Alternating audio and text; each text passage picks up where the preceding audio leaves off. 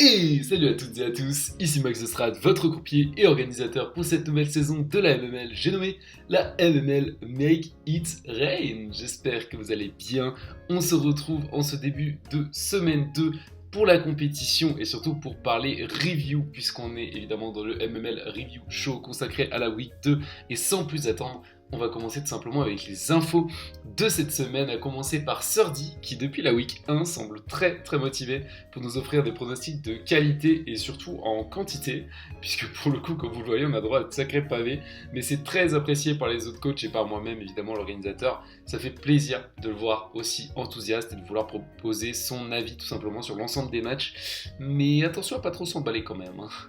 Pokémon, c'est peut-être aussi pour les grands finalement.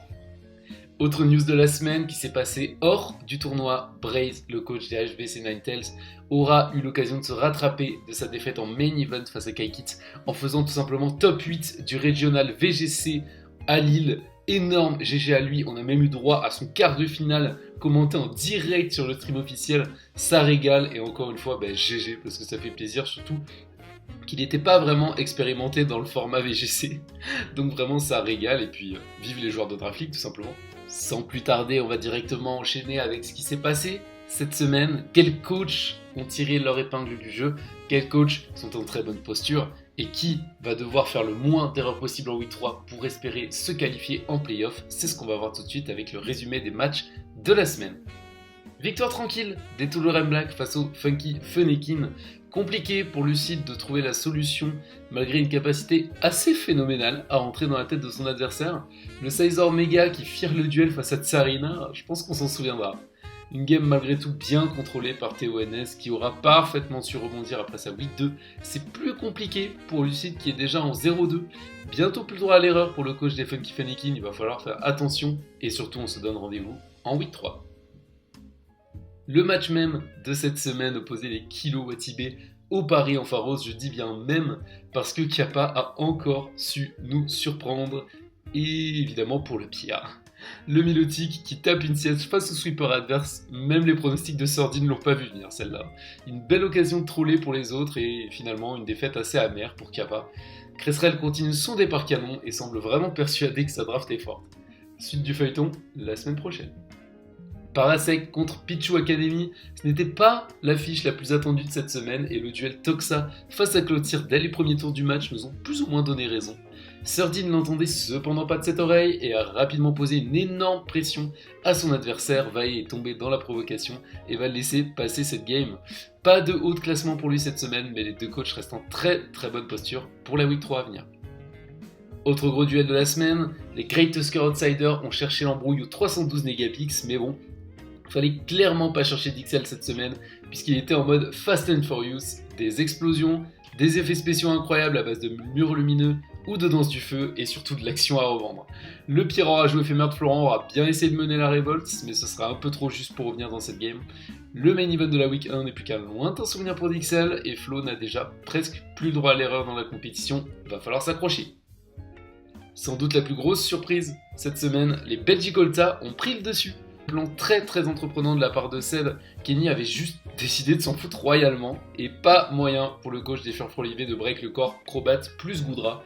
Un Manafiskar surprenant et surtout un Charizard X des grands soirs ont permis de plier tout ça en bonne et due forme. On retient une nouvelle fois une tentative pleine d'espoir du Mimikyu à jeu éphémère, mais sans succès, de nouveau. Même un passage à la salle pour booster son buck ne lui aura pas donné assez de courage pour stay in face à un gang de souris. Ouais, c'est dur. Kenny enchaîne avec une deuxième victoire et surtout confirme son très bon début de saison. Et enfin, Leno, Bomasno et le Pigeon Screw nous ont offert un beau match pour conclure cette semaine.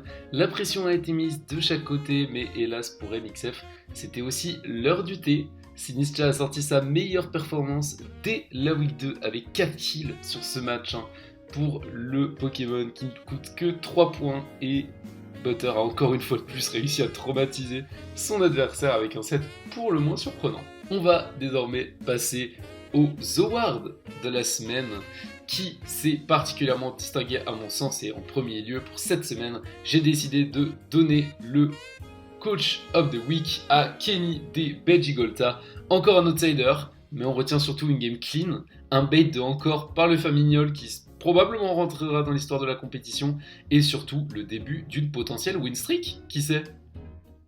L'ajout du meilleur Pokémon, je dis l'ajout mais c'est plutôt l'award, est quant à lui attribué au Articuno Galar des Tokotoroa. Pas de surprise évidemment, l'ajout éphémère aura particulièrement brillé pendant le main event. On cherche encore les restes du Rodiklus à Sauves qui était censé le checker. Le message est passé, faudra pas dormir face à lui. On va évidemment devoir en passer par là. Qui dit review show dit roulette malhonnête. Et cette semaine, la roue a tourné en la défaveur de Surdy et de la Pichu Academy qui verront leur ajout éphémère restreint pour cette week 3. Fortress perd Rauskin et Salcure. Et on espère en tout cas que c'est une bonne nouvelle pour son adversaire. Je crois bien qu'il est désormais temps de parler de Main Event. Quels joueurs vont être analysés et commentés sur la chaîne? Quel match-up a suscité mon intérêt? Eh bien, c'est tout simplement le match qui opposera les Toulouren Black aux Belgigolta qui seront analysés en direct sur cette semaine 3. Théo qui a une draft extrêmement solide, qui est la base même de la solidité.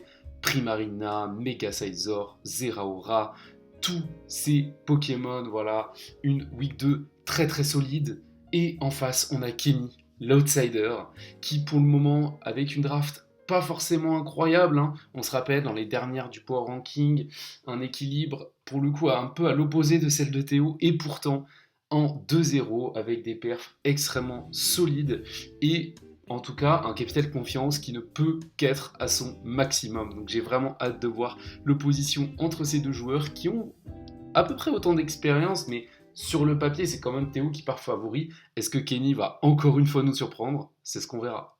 Sur ce, il est temps pour moi de vous laisser. On se retrouve la semaine prochaine, tout simplement pour le main event de la week 3 et surtout pour le MML Review Show. Je vous laisse avec les pairings. C'était Max The Strats. À la prochaine.